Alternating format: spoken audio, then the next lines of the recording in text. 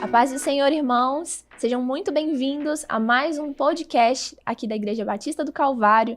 Nós estamos muito felizes em receber vocês aqui para acompanharem essa nossa conversa, que hoje vai ser muito especial, porque nós estamos recebendo um casal de missionários diretamente da África e nós estamos muito honrados em tê-los aqui. Nós desejamos que essa conversa seja edificante para você e nós queremos pedir a sua contribuição, deixando aí os seus comentários, né? Sejam dúvidas, sejam sugestões. Nós queremos ter essa interação com você. Então, por favor, deixe aí o seu like também. Nos ajuda, né, a divulgar e a propagar a mensagem que nós vamos compartilhar aqui. E pedimos, né, se for possível, que você envia o link também, né, do nosso podcast para que outras pessoas possam participar, ouvir essa conversa e também serem edificados. Hoje, nós estamos aqui com a Débora. Débora tem nos ajudado aqui, participado da liderança conosco, e ela vai nos ajudar a conduzir a conversa aqui, mas nós queremos apresentar a vocês nossos missionários, Lísias e Alessandra. Sejam muito bem-vindos, apresentem-se aí, fiquem à vontade. Bom, eu sou a Alessandra, sou missionária já há quase 15 anos, sou professora, especialista em gestão de ensino e trabalho em Moçambique. Eu me chamo Lísias, somos membros aqui da Batista do Calvário, já há muitos anos. Trabalhamos em Moçambique já há 15 anos. E fomos enviados pela JAMI, a Junta Administrativa de Missões da Convenção Batista Nacional. E é com alegria que estamos aqui para conversarmos e aprendermos juntos um pouco mais sobre essa questão de missões, que é algo tão importante, não somente para as nossas vidas, mas para a saúde da igreja. Com certeza. Débora, suas palavras iniciais. É um prazer estar aqui com vocês, participar dessa entrevista. Como a Julie falou, eu sou Débora, participo da liderança de adolescentes e juventude. E acho que a gente podia começar, como o Lísias falou, é um assunto muito importante. E eu queria saber de vocês o que todo cristão precisa saber sobre missões. O que todo cristão deve saber sobre missões? A regra básica. A Bíblia já fala. Todo mundo deve ir. Não é algo restritivo. Não é limitado para o missionário. Porque a Bíblia ela não tem uma especificação. Vá somente o missionário. Então é para todo mundo ir, para todo mundo fazer discípulo, para todo mundo servir. Então ser missionário é ser emissário de boas novas. E quem de nós não é apto para isso? Isso se confunde muito com a questão do chamado, a vocação. Alguns entendem que é necessário ter algo específico, né? Então, que só o missionário que vai ao campo, como vocês foram, né, enviados ao campo, tem uma missão ali específica, mas a gente vai querer descobrir, desvendar um pouco sobre isso. Então, como é que chamado, vocação e propósito se misturam? Qual que é a visão aí? O que diferencia essas coisas, Lísias? Olha, Júlia, vocação é algo que você nasce sem saber, que você é vocacionado, seja para qualquer área da vida. E como eu vou descobrir que eu sou um vocacionado para trabalhar com missões transculturais se eu não me envolvo em nada na igreja? Eu acho que esse é o grande problema. Você vai ouvir determinadas pessoas, eu não tenho chamado. É óbvio, você não se envolve em nada. A pessoa não se envolve em nada.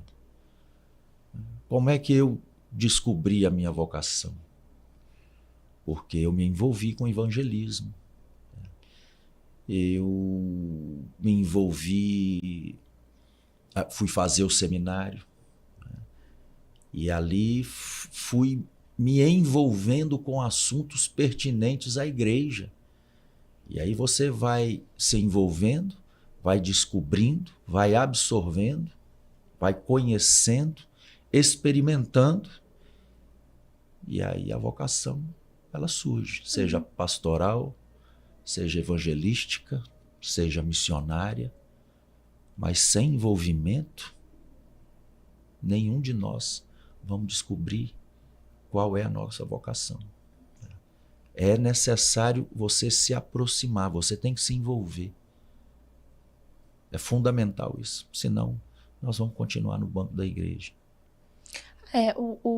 O propósito, aliás, o chamado todos nós temos, né? Como a Lei começou dizendo, e você explicou bem sobre vocação, mas eu creio que havia um propósito já no coração de vocês, um desejo além do que somente estar aqui e pregar a palavra de Deus. Como é que foi para vocês entender que seria na África, por exemplo?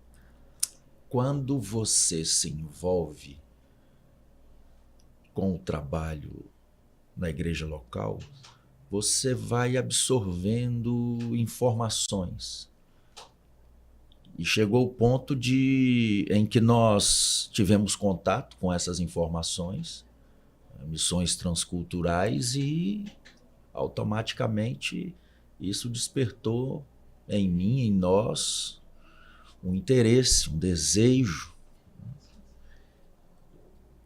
Mas o primeiro passo é você se envolver.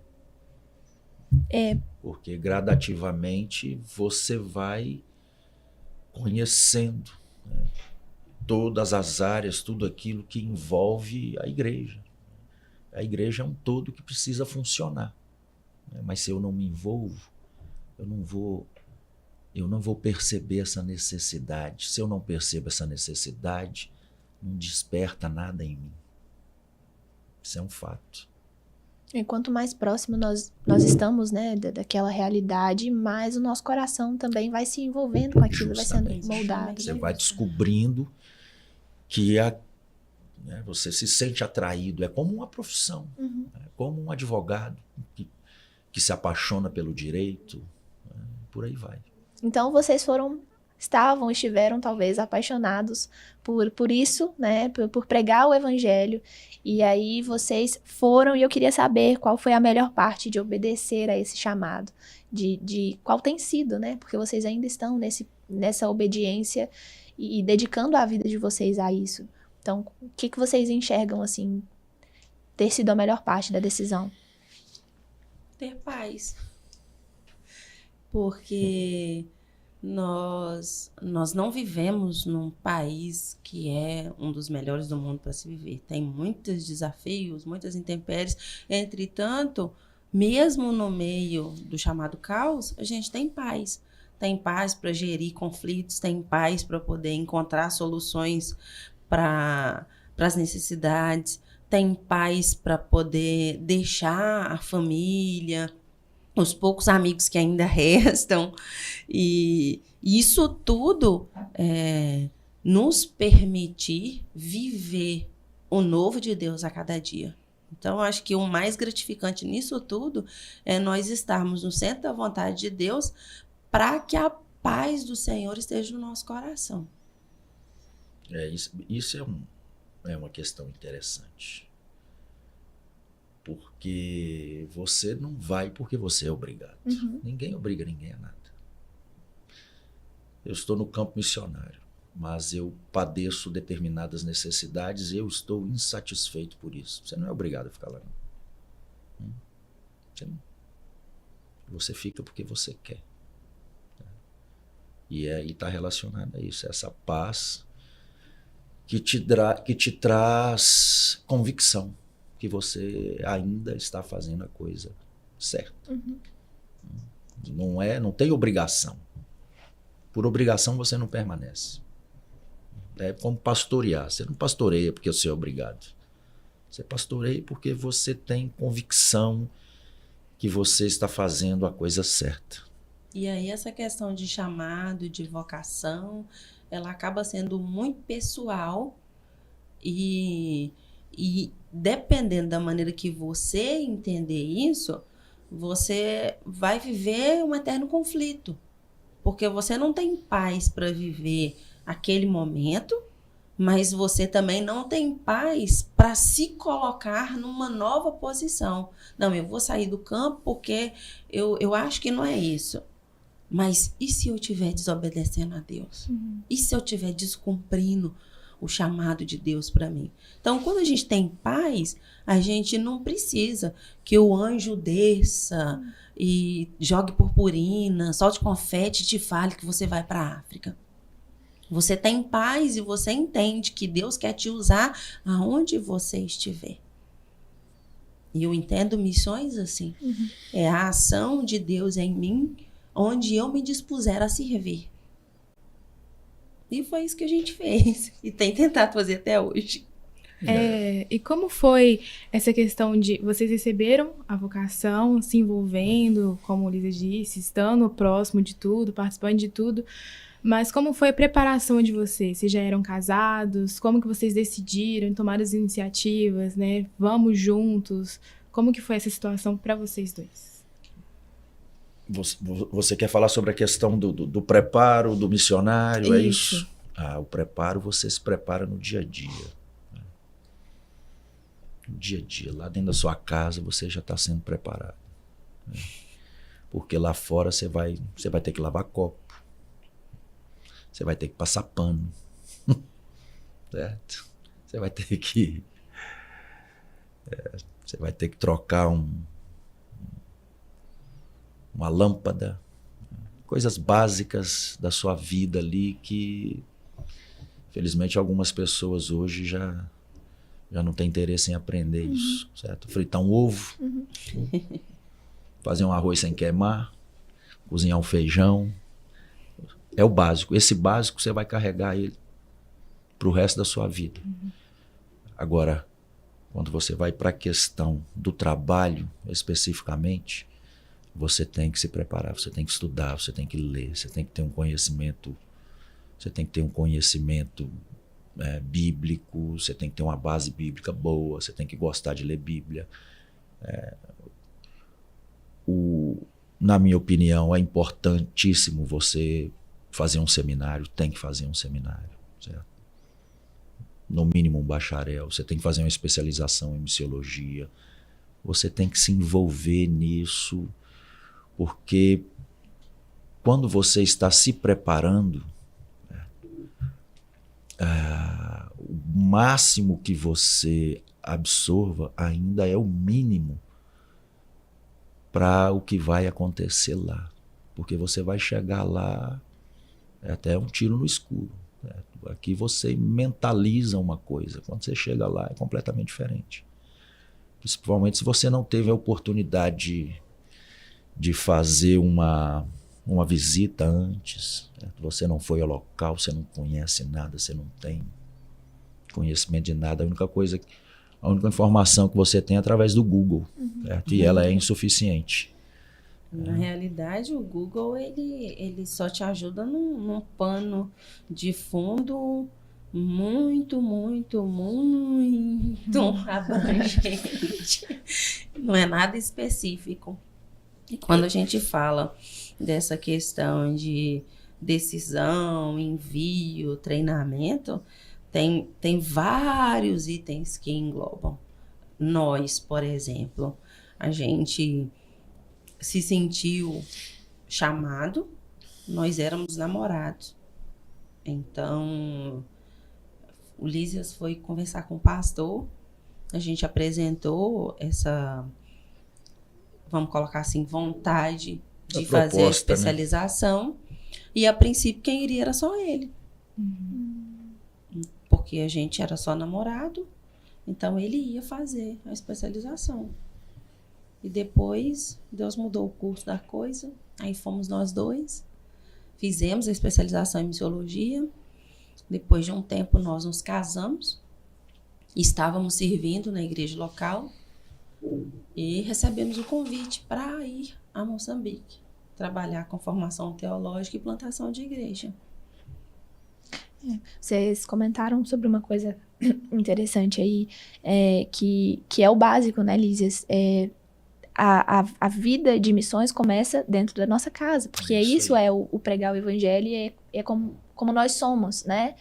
Mas quando isso se expande, vem a paz, né, que excede a todo o entendimento. Então você tá ali convicto de que você tá obedecendo ao Senhor, mas também existem muitos desafios. E aí eu quero até pular uma parte aqui da nossa pauta para que vocês respondam sobre isso, para que a gente talvez tire essa visão, né, possa ampliar a visão dos nossos irmãos que estão nos assistindo, de que não é um mundo ilusório, né? Muitas pessoas têm esse falso entendimento sobre missões, de que eu vou então viajar para um outro país e vou ficar ali 2 anos, né, dedicando a minha vida como se isso fosse suficiente para entender a cultura local e para, enfim, deixar verdadeiramente, né, a raiz do evangelho enxertada naquele lugar.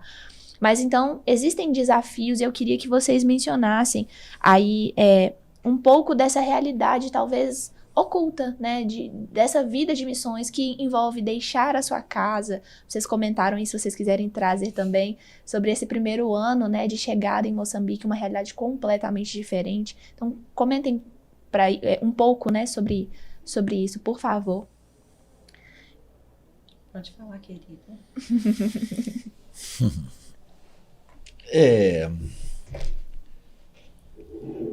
Porque quando você está na sua casa, você já tem a sua vida, digamos assim, sua vida está, como é que eu posso dizer? Ela está estabilizada, certo? E você vai para um lugar que você não conhece nada, você não tem conhecimento de como o transporte público funciona, como que é andar a pé num lugar desse, entende? Aqui é uma outra realidade. E quando você chega num local assim, você vê que as coisas não são tão atrativas como você imaginava, que você ia sobreviver da mesma maneira que você sobrevive aqui. Não é assim. E aí você vai perceber a deficiência de muitas coisas, né? E essas deficiências, elas vão gerar certas crises, certo? Elas vão gerar certas crises. E crises de insatisfação, né? Crises por causa de limitações. No caso de Moçambique, para você morar num lugar bom, os aluguéis são muito altos, são muito caros.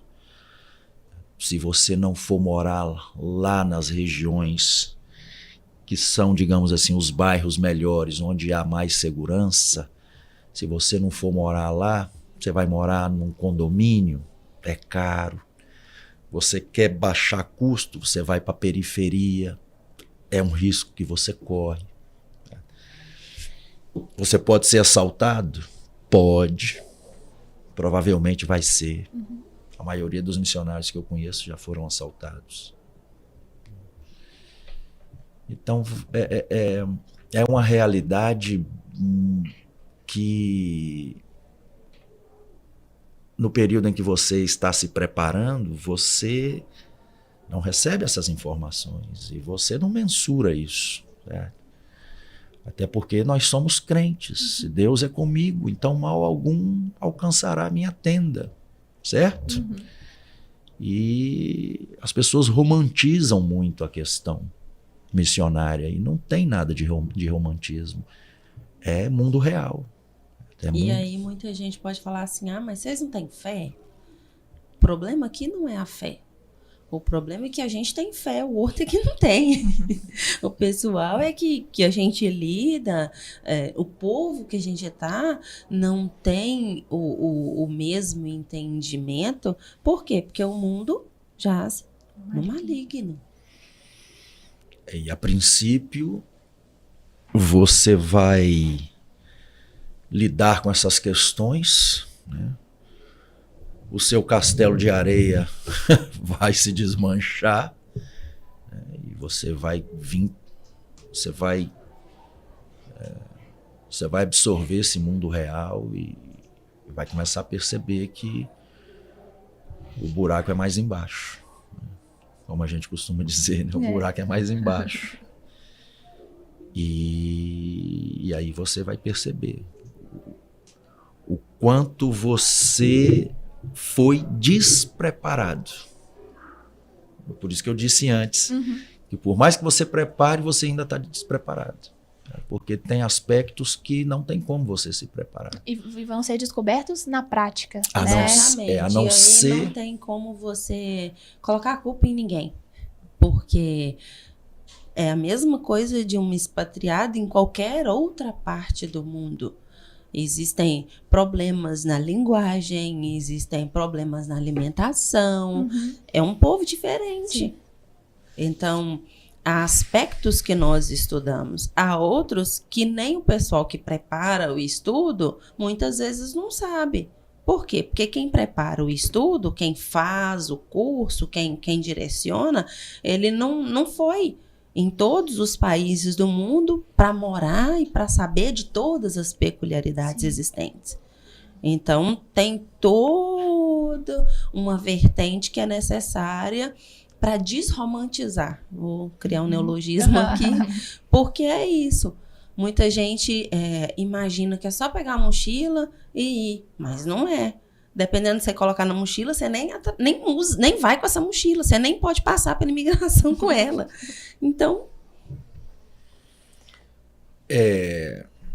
academicamente é tudo muito fácil, né? Mas você saiu ali das quatro paredes, lá fora a situação é completamente diferente. Então, há uma necessidade de uma preparação acadêmica, sim, Sim. né, teológica, né, bíblica necessariamente, porque aí quando a gente fala do teológico teórico e teológico prático, né, há uma diferença nisso, da aplicação mesmo daquilo que se aprende da palavra, mas também há uma necessidade emocional, né, de um preparo emocional para lidar com as divergências e com as coisas que vão surgir aí nessa prática, né?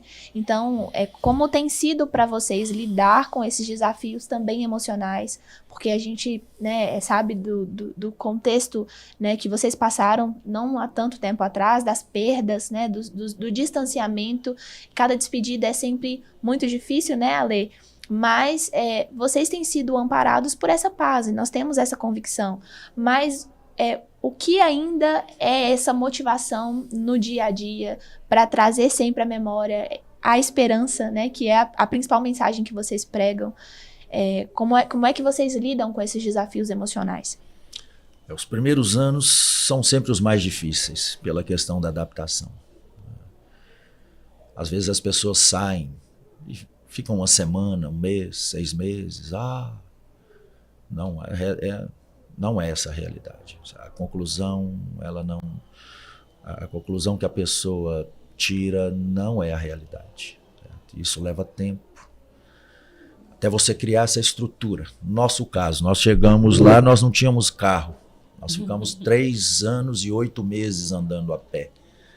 Num lugar onde dificilmente você vê um estrangeiro, um branco, pegando transporte público. Praticamente você não vê. E eles mesmos dizem, olha, isso aqui não é para vocês. Mas nós não estávamos preparados. Nós não tínhamos recurso financeiro para comprar esse carro. O ideal era que nós tivéssemos levantado esses valores aqui e chegássemos lá com dinheiro para comprar um carro. Certo? Então são detalhes que podem não ser repassado para você. Certo? Em alguns casos, sim.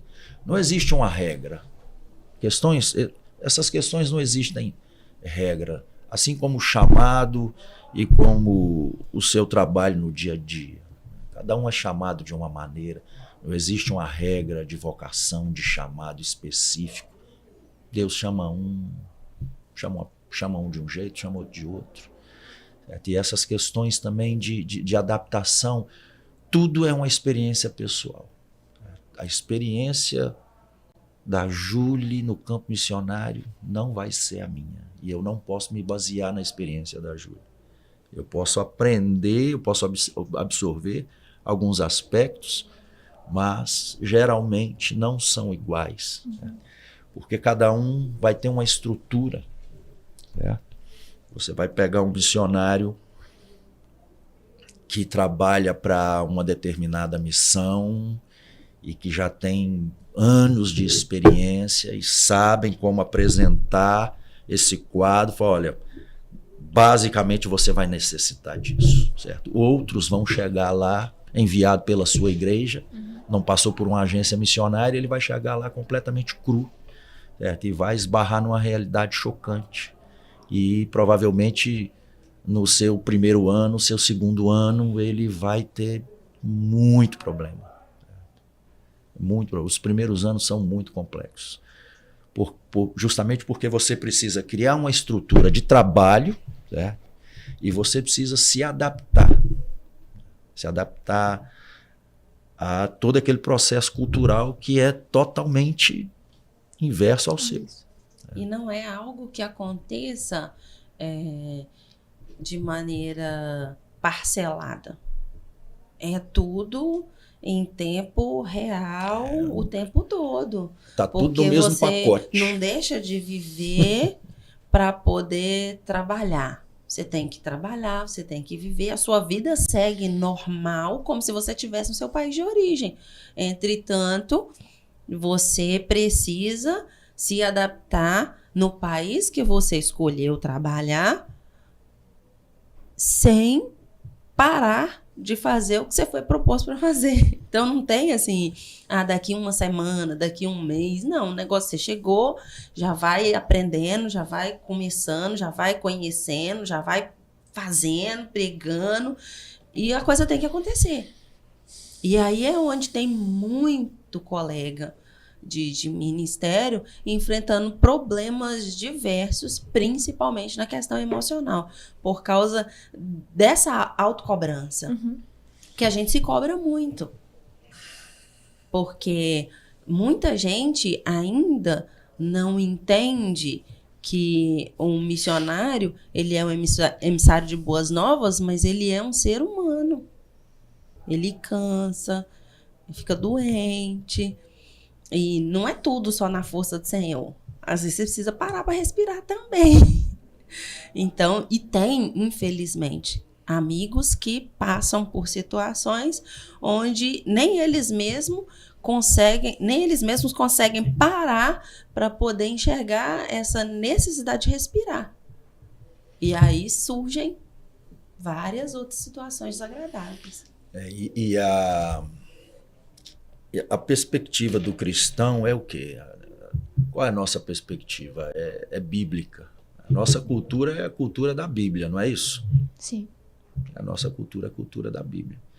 E quando você chega num lugar, se você chega num lugar desse como contratado por uma empresa, um empresário, o seu modus vivendi é outro.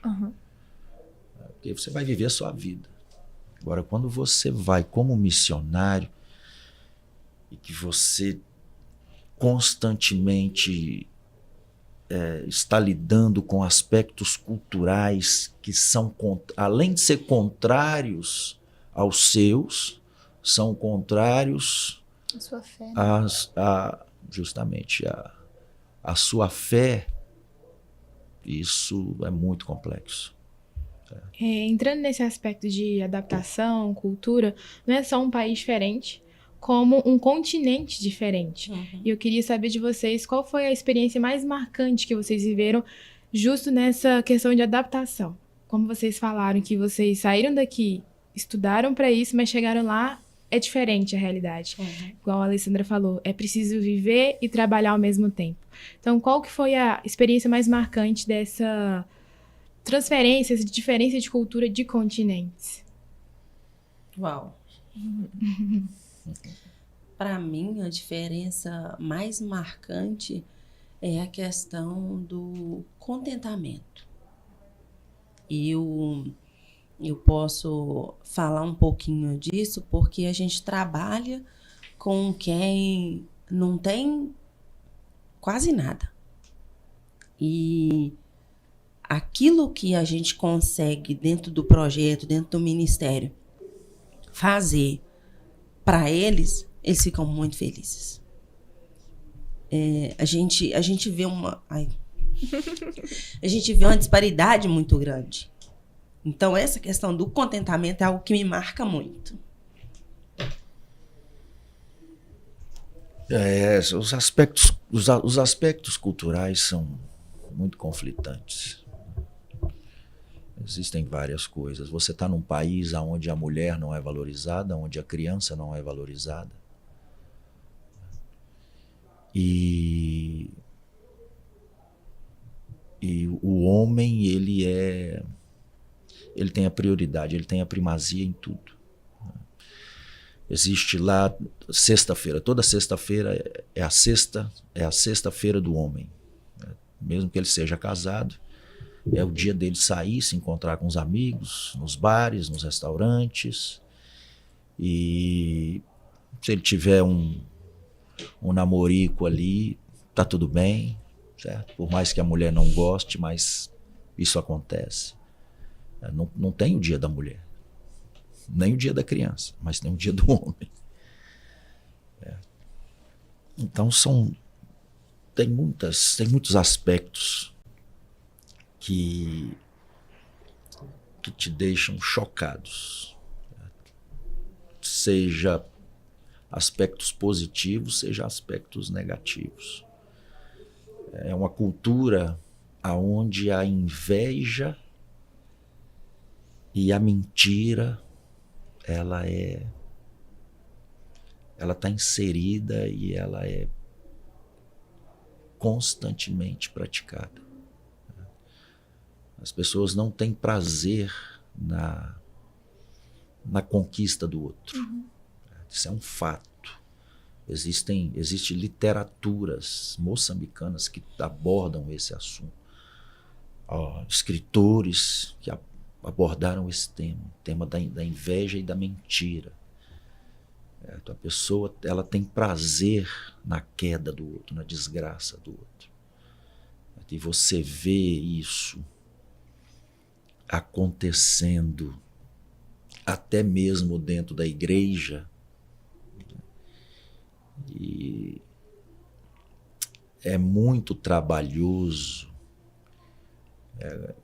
Eu sempre digo isso, né? Desconstruir essas coisas é um trabalho muito árduo, porque tá inserido, né? A criança já cresce sendo ensinada dessa forma. Ela vê o pai, a mãe, ela vê os seus familiares rindo, debochando da queda do outro, certo? Então, essas coisas são muito desafiadoras. Administrar isso, né? Você entender que as pessoas agem assim, porque na verdade o estranho ali é você. É você que é o estranho, certo? Para eles isso é tudo muito normal. Nós é que somos os esquisitos ali. E a verdade é que, estando num outro continente, você decidiu viver um desafio, se sujeitar a isso, e vai ser realmente mesmo assustador em muitos momentos, né? E eu acho que nem vocês, talvez dizendo, assim, é só mesmo quem vive, né? Porque a experiência de vocês compartilhada certamente vai alcançar as pessoas que estão em casa e vai trazer um pouco mais de proximidade para essa realidade que não é tão divulgada, né? Como nós falamos, há um romantismo sobre o assunto, mas também, ainda que nos aproxime, não é suficiente, né? Eu acho que é só mesmo a vida de quem vai até lá e experimenta na pele. Mas nós temos visto graça de Deus, né, sobre vocês no meio de tudo isso, e com certeza, apesar das dificuldades, existem algumas coisas que têm sido gratificantes aí, que tem... A gente conversou algumas vezes sobre isso, da questão das curiosidades, a gente até riu, né, dos nomes que são muito diferentes, e existem algumas porções, assim, que acabam trazendo leveza no meio desse contexto. Quais são, talvez, 2 situações aí inusitadas que vocês viram apesar desse ambiente tão conflituoso, mas que vocês conseguiram achar graça, assim, e enxergar um outro lado, né? Não só essa questão, por que as pessoas se desgastam tanto? Porque você olha para o todo, você não pode olhar para o todo.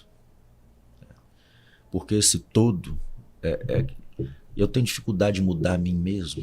Como é que eu vou mudar a Júlia? Como é que eu vou mudar uma nação? Então, o que nós fazemos hoje? Nós olhamos para aqueles que trabalham conosco, que nós sabemos que é um grão de areia, certo? É uma gota d'água no oceano. Certo? Entretanto, ali a gente pode semear alguma coisa que futuramente venha surtir um efeito que nós esperamos que a palavra de Deus vá gerar isso neles, essa transformação. Porque se eu olhar para o todo, eu desespero. Se você olhar para o todo, você perde a força. Mas isso com o tempo que você vai aprendendo. A primeira coisa no campo missionário que Deus vai mudar não é a vida das pessoas, é a sua vida. Porque, na verdade, o objetivo de Deus é mudar a nossa vida. E se Deus não mudar a minha vida, como é que Ele vai mudar a vida de alguém através da minha, se eu preciso de transformação? Entende isso? Isso é uma regra entre os missionários. Todos nós dizemos isso. Primeira coisa que Deus, primeiros anos, o que é que Deus vai fazer? Deus vai te chacoalhar. Os primeiros anos é Deus tratando com você. Para você ir aprendendo. E depois você começa a agir com um pouco mais de sensatez, de leveza, de amabilidade, porque o mais difícil é você amar aquilo que é contrário aos seus princípios, os seus valores, o seu ideal, os seus hábitos, a sua cultura. Não é fácil você amar aquilo que é ruim no outro. É muito difícil isso. Eu não estou dizendo que eu amo. Entretanto, eu hoje já não me apego a essas questões, porque eu tenho aprendido a olhar para aqueles que estão perto de mim. E quando o Senhor olha para nós, Ele nos ama como um todo, né? Ele não ama a nossa parte bonitinha e engravatada e bem organizada, né? Mas essa a graça, né? No final das contas. É a bondade e misericórdia do Senhor sobre nós que nos faz ter esse olhar de bondade e misericórdia sobre quem está ao nosso redor e aí, independente de onde nós estejamos, né? Como vocês bem disseram. Tem mais alguma aí? Eu queria saber alguma curiosidade local de lá que vocês têm para falar pra gente. Curiosidade. As mulheres, elas carregam a vida toda na capulana.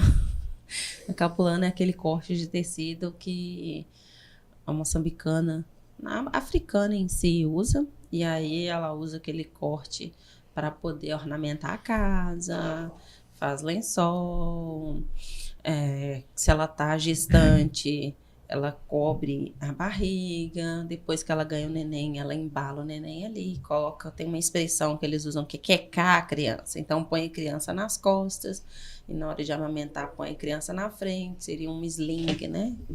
Então, uma curiosidade é essa, além de fazerem belíssimos turbantes, vestidos, roupas, mesmo os trajes africanos. É uma curiosidade muito interessante. Eu gosto muito. E as comidas típicas, Ale? O moçambicano, ele tem hábito de comer muito leite de coco e amendoim na comida. Gostam muito de frango. Amam frango com batata frita. Frango assado com batata frita. É a comida predileta deles. E aí eles misturam a folha no leite de coco com amendoim. Então, como seria isso? A folha de mandioca Depois de um certo tempo que ela está crescida, eles pegam aquela folha, higienizam e pilam. Usam muito pilão. A gente já usa o liquidificador, que é mais rápido. Então, tritura bem trituradinho no liquidificador. E aí, refoga com cebola, alho. Deixa aquilo ali cozinhar uma vida. E vai colocando leite de coco e amendoim. Leite de coco e amendoim. E depois de muito tempo cozinhando, porque precisa, de fato, cozinhar muito tempo, eles colocam camarão, caranguejo e fica muito gostosa. E comem com o shima. O shima seria a nossa polenta, mas lá é feito com uma farinha de milho branca. E eles não gostam de colocar tempero nela, não põe nada. Só água e cozinham a papa. Cozinha por muito tempo também. Gente, vocês sentem falta do arrozinho com feijão de casa? E eu tenho certeza que isso não. Não, olha. Como é que foi essa adaptação do paladar? Não, lá você encontra tudo isso. Você encontra tudo isso. Só é muito caro, né, Lísias? Qual é o problema de lá? O problema de lá é que a maioria das pessoas são de baixa renda. Então elas não têm acesso a essas coisas. Certo? Feijão, por exemplo. Feijão entre o pessoal mais carente. Eles comem feijão no dia de festa. Daí come feijão. Não come feijão todos os dias. Gostam de feijão, mas não comem, porque o dinheiro não dá. Aí fazem uma feijoada, que não é a brasileira. A feijoada lá é com legume. Coloca repolho, cenoura. Carne de boi. Costumam colocar pedaços de carne de boi, né? E galinha, patinha de frango, como eles dizem. Eles gostam, eles comem muito frango, comem muito cabrito, né? Comem carne de vaca. Tem algumas peculiaridades, assim, algumas províncias, em determinadas épocas do ano. Eles comem uns caracóis, tempera aquilo, assa. Em algumas províncias tem uns camundongozinhos assim. Eu acho que eu até vi. Nós vimos as fotos, né? Tem uns camundongos. Na beira eles chamam de imbeua. Entre os macua. Como é que a Esmeralda Chapo falava? Será que a gente consegue colocar a foto, produção? Eu não sei. Motoro. Motoro, Em Porque Nampula tem é muita motoro. língua diferente. Olha só. E é um camundongozinho silvestre. Então eles caçam, fica lá nas hortas, né? Não é aquele rato da cidade. E é uma iguaria. Olha só. É uma iguaria. E é muito Eles engraçado. comem muito. E é muito engraçado essa questão de linguagem, porque certa feita eu estava na província da Zona Centro e eu vi inhame. E eu até então não tinha encontrado inhame em Maputo. E aí eu perguntei o nome, porque às vezes por inhame as pessoas não conheciam. Aí eu fui e perguntei. Aí a menina falou madumbi. Aí eu fui pro mercado procurar madumbi. E ninguém não conhecia madumbi. Aí depois de muito tempo eu encontrei o inhame em um mercado e comprei. Aí eu mostrei para as meninas lá do projeto. E aí elas... esse não é madumbi, missionária. Esse é chiquebo. Então... eu poderia procurar madumbi até hoje que eu não encontraria, porque o nome é diferente. E o inhame mesmo, eles não conheciam por esse nome. Então, há também o desafio do vocabulário regional, muita variação, né? De região para região. Cada etnia, uma língua. Gente, quantas curiosidades. Eu acho que a gente conseguiu chegar à nossa cota aí de curiosidades, porque essas... São mais de 40 línguas catalogadas. E todos os países da África, todos falam muitas línguas e o que todos fizeram? Eles estabeleceram uma língua oficial, geralmente a língua do colono, o inglês, francês, português, porque senão ia ficar muito difícil. Você chega num fórum, vai buscar um documento, você chega num cartório, com qual língua que é a sua? Então, eles fizeram isso, né? Estabeleceram uma língua para ser a língua oficial. Então, geralmente, a maioria das pessoas falam a sua língua nativa, a sua língua mãe, e falam português. Português, que é considerado oficial. Entretanto, você vai pegar 80% das mulheres são analfabetas. 80% das mulheres adultas são analfabetas. O índice de analfabetismo é muito grande. Principalmente das mulheres? Principalmente. Não seria das por essa mulheres. exclusão que a gente havia comentado antes? Não sei te dizer exatamente por quê. Não sei se a Alessandra tem essa informação. Mas a mulher... O que acontece? A mulher tem algumas regiões que a menina sangrou, ela já tem um marido indicado. É rápido. Então, se tornam mães muito novas. São os ditos casamentos prematuros. Casamento precoce. Casamento ainda precoce. É uma realidade. Ainda é uma realidade. Muito Principalmente forte. nas etnias do norte do país. A Unicef tem combatido muito isso.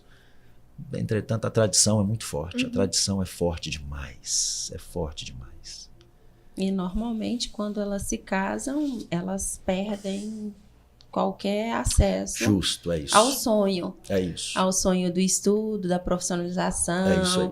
de uma vida diferente do que talvez a sua mãe ou a sua tia, alguém na sua família já tenha vivenciado. Infelizmente, a ONU, Unicef e outras organizações têm trabalhado com muito afinco nessa questão do casamento precoce, porque não só a menina se casa, mas também tem a questão dos maus tratos.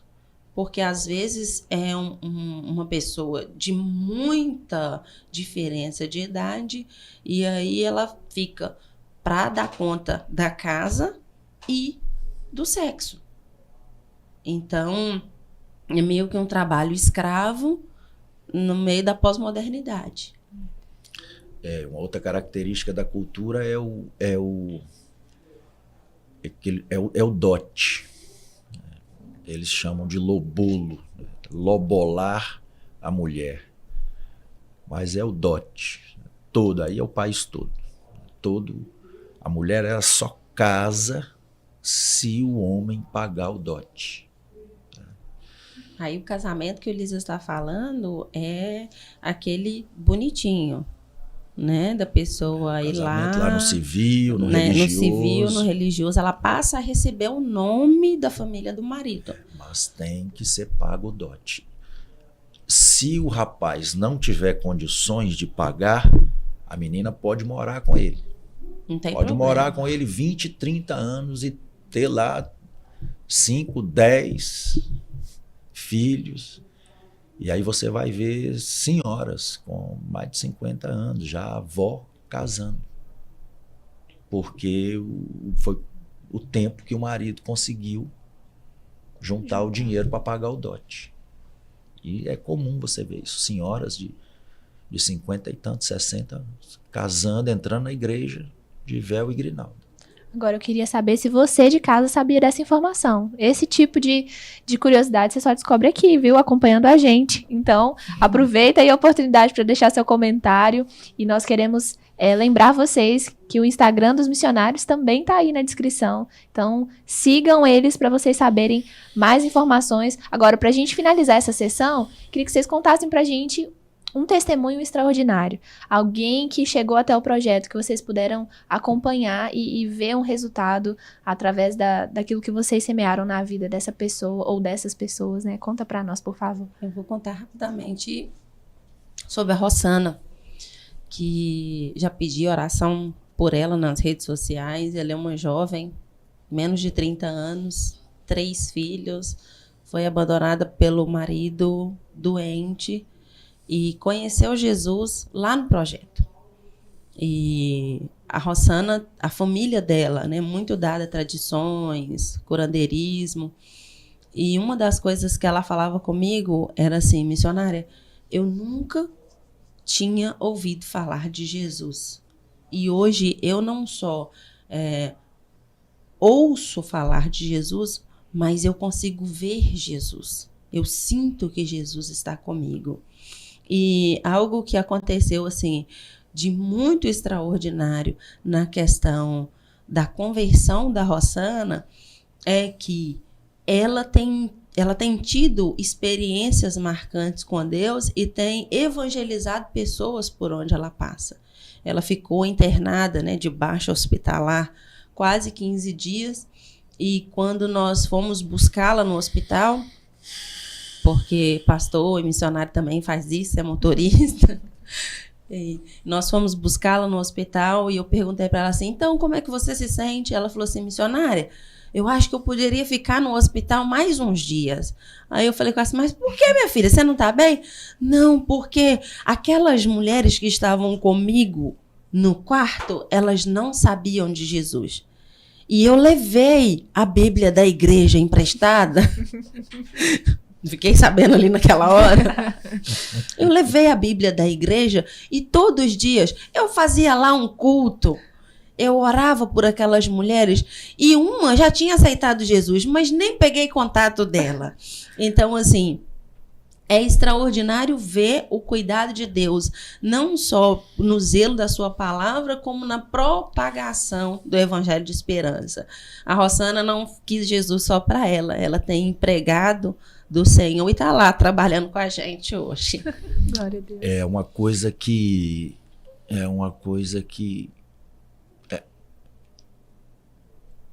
me, sabe, que me impacta muito é isso, porque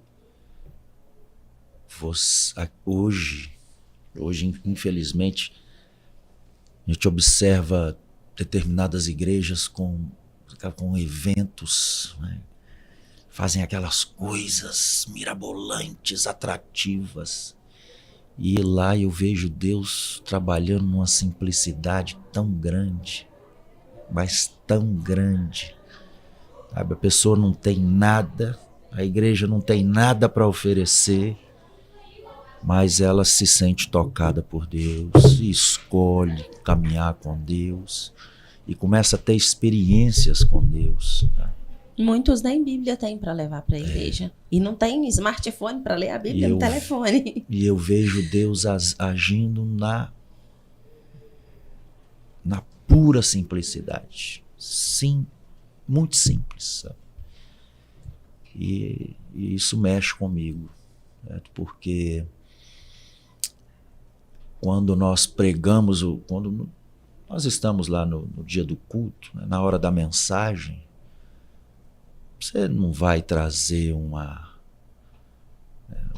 tradução do grego para o português, do hebraico, você não vai trazer nada. Se você trouxer, você vai confundir a cabeça deles. Que é isto? Eles não vão entender nada. Então é assim, é uma mensagem extremamente simples e objetiva. Né? E aí você não precisa ser teólogo, você não precisa ser nada. Né? É a mão de Deus ali quebrantando o coração daquele povo com muita simplicidade. Sabe? Isso é uma coisa que eu fico admirado. Sabe? Que esses anos todos eu tenho visto isso e me confronta, sabe? Porque eu falo, poxa, tanta coisa e não precisa disso tudo, talvez, né? Não sei. Tem um testemunho que você queria compartilhar sobre um jovem solteiro? Você compartilha com a gente? Foi um jovem que quando nós chegamos lá, ele deveria ter os seus 17, 18 anos. O pai dele havia morrido e ele estava o obreiro que liderava a missão de Luiz Cabral. O pastor da missão estava no Brasil, ele fez aqui um bacharel lá no sul do Brasil. E esse menino, o nome dele é Sandro, ele era o obreiro dessa missão. E quando nós chegamos, nós fomos trabalhar com o Instituto Teológico. E eu observava que eles estavam muito engessados teologicamente, sabe? Muito engessados. Só pegavam uma coisinha e ia aqui e achava que aquilo ali era tudo. E eu comecei a falar, olha, tem um tanto de coisa aí, gente. O que vocês precisam é estudar. Estudar, aprender, observar outras fontes, outras correntes teológicas. Questionavam muito essas questões de escatologia, e isso, aquilo, aquilo outro. Eu falei, olha, o que o senhor é? Eu falei, não, o que eu sou não importa, certo? O importa é o que você quer determinar para a sua vida. Tem essas correntes aqui, ó. Vai ler, vai estudar. Nada disso aqui define a sua salvação, então vai ler, vai estudar. E muitas outras questões. E eu me lembro que ele falou comigo um dia, ele falou assim, missionário, o senhor foi o que mais me desafiou. Falei, não, eu só queria que você aprendesse a pensar. E esse rapaz, ele já estava há alguns anos à frente desse trabalho. Eu não me lembro o ano exatamente, não sei se foi 2014 ou 2015. Eu e a Alessandra sugerimos para o pastor, que era o líder da convenção na região, para fazer o pedido de ordenação dele. E o pastor disse, olha, a convenção não ordena pastor solteiro, certo? Eu falei, mas o menino pastoreia a igreja. E eu sei que ele fez o pedido, a convenção aceitou o pedido, e esse rapaz foi ordenado a pastor, e depois ele fez um curso de engenharia, que ele entendeu que ele precisava estudar, porque a igreja que ele pastoreia, se entrar R$200 de dízimo ali por mês, deve ser muito. Os dízimos lá na igreja mesmo, você conta as moedas assim, se der R$50 é muito. Então as igrejas são muito pobres. Os pastores não podem depender do sustento da igreja. E hoje ele é o representante da Convenção Batista Renovada de Moçambique, da região sul. Até um menino que tem uma palavra fantástica, ele tem uma mensagem. Deus deu a ele o dom da palavra. É um exímio pregador. Glória a Deus. E para nós é um motivo de alegria, porque você vê jovens sem perspectiva nenhuma. Não tem perspectiva de nada. A maioria deles. Essa igreja de Luiz Cabral, nós trabalhamos lá há alguns anos. A Alessandra, como é da área da educação, talvez mais de 10 jovens foram fazer faculdade. Eles não sabiam. Trabalhando com a Alessandra os incentivou. Hoje tem um leque de obreiro lá, todo mundo formado. Professor, veterinário, engenheiro, filósofo, vários. E a gente encontra com eles agradecem a gente, eles falam, missionário, foi pelo incentivo de vocês. Eu me lembro, uma outra situação, a igreja era de caniço, a igreja horrível, acho que tem até umas fotos dela ali. A igreja horrível, toda escangalhada, você olhava assim, você fala, meu Deus, isso aqui vai cair em cima de mim e vai me cortar todo. Porque era pau com ponta de prego, chapa toda furada. Várias vezes à noite, eu e a Alessandra dando aula para eles, começava a chover, todo mundo corria para casa, ficava só eu e a Alessandra. Todas as chapas furadas, a gente já sabia, só tinha uma chapa que tinha um pedaço assim que não era furado. Aí eu ficava em pé, eu abraçava a Alessandra aqui. Eu abraçava a Alessandra aqui E a chuva descendo e batia, molhando o Molhava sapato, só não toda. molhava a roupa, mas o sapato molhava. A gente ficava ali 1h30 ali abraçado, assim, a chuva Chovia caindo, muito todo forte. mundo indo embora, e eu e a Alessandra. Nesse lugar. O lugar, nossa, era triste de ver. E eu falei com eles, olha, se vocês ficarem esperando dinheiro de fora, vocês não vão construir essa igreja nunca.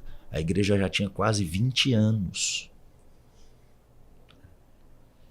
E aí um obreiro, ele falou isso comigo, com o Alessandro, ele falou, missionário, aquele dia que o senhor falou isso, eu coloquei no meu coração, nós vamos construir essa igreja. E aí, eu falei com eles várias vezes. E aí ele contando pra gente que eles começaram a fazer uma campanha. E aí os meninos davam assim, moeda de R$1. Foram juntando. Compraram saco de cimento e areia. Alugaram forma de bloco, fizeram os blocos. E foram fazendo aquele monte de bloco. Aí resolveram, falaram, não, vamos fazer aqui vamos fazer as paredes aqui. Vamos ver até que quando eles viram, com os blocos que eles tinham feito, eles conseguiram construir a metade da parede toda da igreja. Aí ele dizendo, opa, para terminar agora é um Pouco a pulo. pouco. E algo muito interessante, que na época eram todos adolescentes, 15, 16, 17, não tinham emprego, Ninguém não trabalhava. tinha pai, a família não era da mesma fé. É uma igreja Então, de jovens. A gente falava com eles, olha, vocês podem, é só vocês quererem. E aí eu lembro disso, que a gente recebeu uma doação de algumas roupas que vieram de um container, e aí falei com eles assim, olha, eu tenho uma coisa que vai ajudar vocês, e dei um monte de roupa para eles, vamos fazer um bazar. Como assim, missionário? Vamos colocar a roupa aqui e convidar todo mundo para vir comprar igual a Calamidade, porque lá tem a Calamidade. E aí fizemos isso. Na hora que eles viram um monte de dinheiro que eles conseguiram, eles queriam vender tudo e se juntavam em 2 e 3 e pintavam casa, cortavam grama, capinavam lote, faziam cerca viva. Eles não tinham trabalho fixo, mas eles entenderam que eles precisavam construir e eles eram a ferramenta que Deus queria usar para isso. Então foi algo assim muito, muito maravilhoso de ver. Aí no final eles concluíram a igreja, depois a convenção tinha um dinheiro. Quando a convenção viu que eles haviam levantado as paredes, a convenção foi e doou a cobertura da igreja. Convenção moçambicana. E aí a Jami enviou uma oferta para a porta e para as janelas. Aí a igreja tá lá até hoje. Glória a Deus. Bacaninha e bonitinha. E não chove dentro. Aleluia. Mas assim, você gerar perspectiva neles é uma luta. A autoestima deles é muito baixa. Regra geral, moçambicano, autoestima lá embaixo. E essa é a palavra de esperança, né? Levar isso para um povo que não tem esperança. Mas ouvir os testemunhos e ver o resultado disso, eu acho que é o que dá vida pra coisa, né? Assim, a palavra de Deus é simples e eficaz, né? E ela tem uma ação perpétua. Então, a partir da semente lançada, ela não volta vazia, né? Então, esses são 2 de infinitos outros testemunhos que eu sei que vocês têm. E Luiz Cabral foi antes do projeto Quimela ganhar vida, né? Mas a gente queria agora entrar nessa sessão e saber mais sobre o projeto. Então, como é que foi sair de Luiz Cabral? Teve algum outro lugar que vocês passaram antes do projeto Quimela? Nós trabalhávamos com Luiz Cabral e Tio Mene. Tio Mene era ainda mais carente. Trabalhamos lá de 2010, acho que até 2015, se eu não me engano. conseguimos umas ofertas com algumas pessoas, melhoramos a estrutura, que também era terrível, não tinha nem cobertura, era só caniço. Também o culto era no sol. Chão de areia, um lugar longe, num bairro afastado. Ainda era bem mato, ainda quase não tinha casa, era uma casa aqui, outra ali. E trabalhamos lá durante 5 ou 6 anos.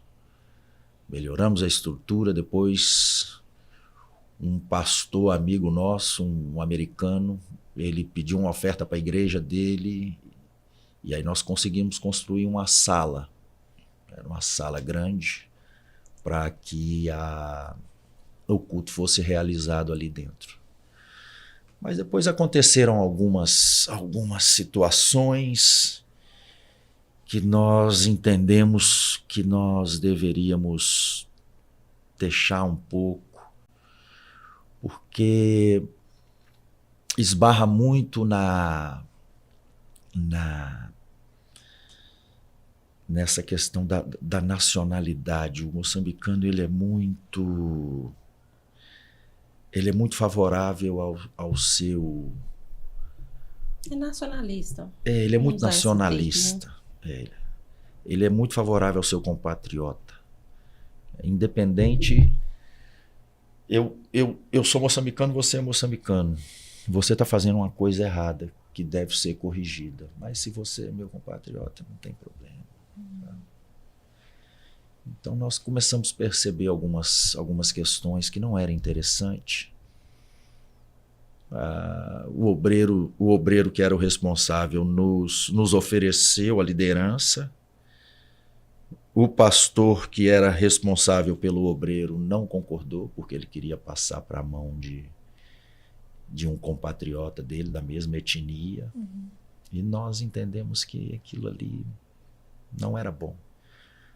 Porque, infelizmente, era um obreiro que havia fechado 2 outras missões e ele tinha a capacidade de chegar na igreja, deixar a família e voltar para casa.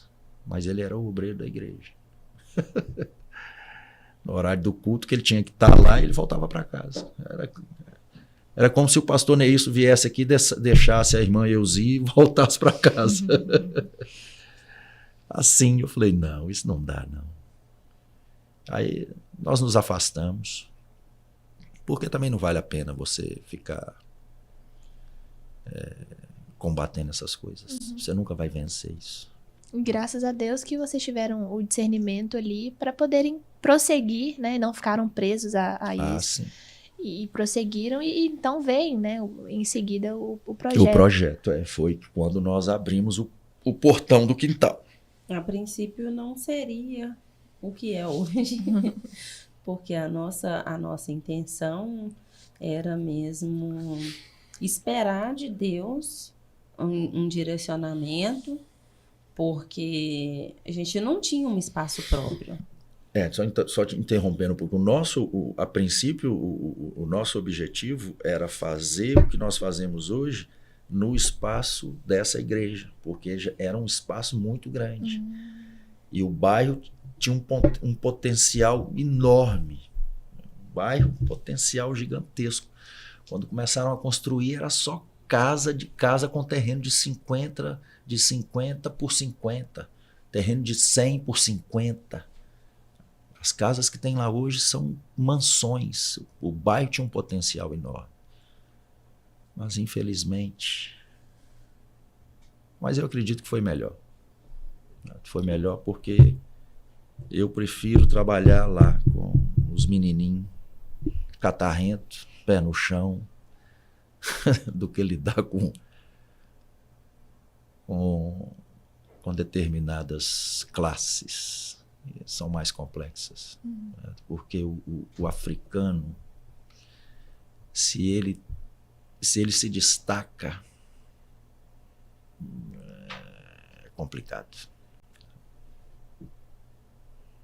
O africano que tem dinheiro não é fácil de lidar. Vocês haviam comentado que, por essa questão cultural, eles se sentem muito humilhados em muitos momentos. Então, é como se fosse um momento Tentar de... compensar. Mas né, o talvez. africano, regra geral, quando ele consegue, quando ele se destaca financeiramente, ele muda em alguns, ele muda em alguns comportamentos. Uhum. E geralmente não é muito favorável. Essa é a minha Perspectiva. opinião. Certo? Talvez outros não concordem, mas é a minha opinião. E aí, Ale, como é que vem, então, iniciar o projeto, agora não com esse mesmo espaço, né, em um outro lugar, ter que descobrir um novo local para colocar o planejamento ali em prática? Como foi que vocês chegaram até esse espaço que hoje vocês estão, que também é entre aspas, temporário, porque estamos orando, né, por um espaço próprio? Em nome de Jesus. Conta pra gente. A gente começou a trabalhar porque nós nos mudamos para o local onde nós moramos e trabalhamos atualmente. E devido à necessidade, quando a gente andava pelo bairro, a gente via muita criança em disfunção na rua. E aí eu falei, não, vou contar história para essas crianças. Então, tudo começou assim, eu queria só contar a história uma vez por semana. E aí foi tomando uma proporção maior. O chefe, né, como dizem lá em Moçambique, o chefe de quarteirão foi até a nossa casa, conversou conosco, explicou alguns pontos que ele tinha de preocupação e prestou a nós apoio, se ofereceu para ajudar a divulgar. Então, nós começamos algumas iniciativas sociais. A primeira delas foi a alfabetização de jovens e adultos, porque não tinha escola para mulheres e jovens que quisessem ser alfabetizados na idade adulta. O governo tem um programa de alfabetização de adultos, mas ele não acontece em todas as escolas. E aí a gente abriu uma turma para alfabetizar jovens e adultos. A gente teve na primeira turma 35 mulheres, se eu não me engano. Mulheres e jovens, não tinha rapazes também. E aí nós fizemos a primeira atividade, foi a alfabetização de adultos. E as famílias gostaram muito da metodologia, porque eu não trabalhava só o livro. Eu mesma era quem dava aula, então eu comecei a fazer jogos, criatividade no ensino e motivava através das situações do dia a dia. Até quando uma delas chegou lá na escola, né, na nossa sala, e contou que tinha um rapaz tentado passar a perna nela lá na hora de devolver o troco. Ela chamou ele e falou com ele, olha, você me devolveu o dinheiro errado. E aí ele falou com ela assim, não, tá certo. Ela, não, eu sei contar agora. E elas contaram aquilo ali, cantaram, dançaram. No dia eu nem consegui dar aula, tudo porque a coleguinha conseguiu não ser usurpada do dinheirinho dela, né? E aí o pessoal da comunidade, muito grato, começou a perguntar por que a gente não abria uma escola. Aí, nesse momento, a gente já tinha a alfabetização e o reforço escolar e a contação de história. E eu falei com eles assim, olha, eles estão pedindo para a gente abrir uma escola, mas a gente não tem nada. Como é que a gente faz? E ficamos só pensando. Limpamos não, ele limpou o galpão onde hoje é a igreja, e a gente começou vagarosamente, fazendo campanha, procurando os recursos, e hoje a gente tem aí cerca de 12 atividades no projeto e mais uma igreja plantada. Uau, muito trabalho. Muito. E vocês começaram esse projeto sozinhos ou tinha uma equipe de apoio, outros missionários com vocês? Tinha uma equipe multifacetada. Eu era secretária, cozinheira. Não era só a gente mesmo. Só os dois. E alguém perguntou, acho que Alguém perguntou para você, quem era o presidente da igreja? Eu falei assim, a Alessandra, eu era o vice da Alessandra, a Alessandra era minha vice. Tinha presidente, não, só vice. Como é que vocês se mantinham nesse início de projeto? A Jami, que é a Junta Administrativa de Missões, foi quem os enviou, Isso. né? Isso. Mas vocês, como vocês disseram, vocês precisavam trabalhar para também se sustentarem além do projeto missionário, né, exercido ali. Então, como é que foi essa estruturação ali de escola e igreja, né, também simultaneamente? Ok. Pois bem, funciona assim. A Jami é a agência enviadora, certo?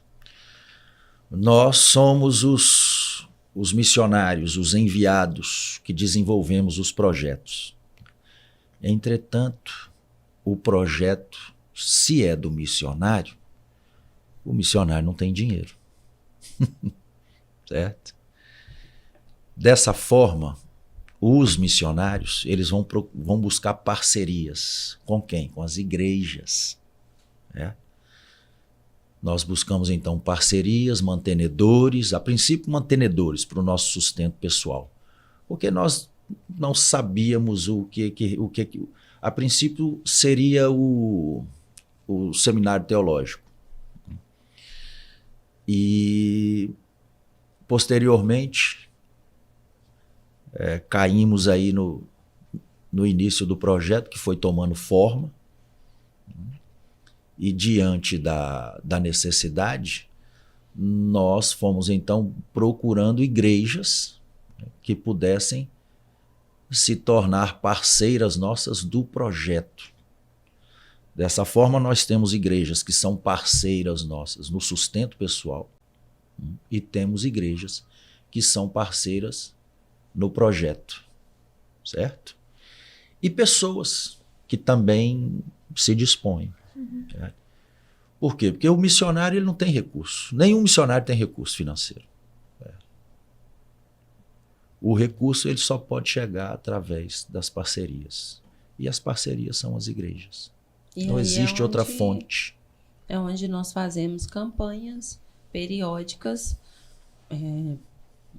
para o Dia das Crianças, quando nós fazemos cultos especiais, nas oficinas pedagógicas, a gente está sempre tentando proporcionar aos nossos atendidos algumas sensações, experiências, mas tudo o que nós conseguimos realizar é a partir de doações.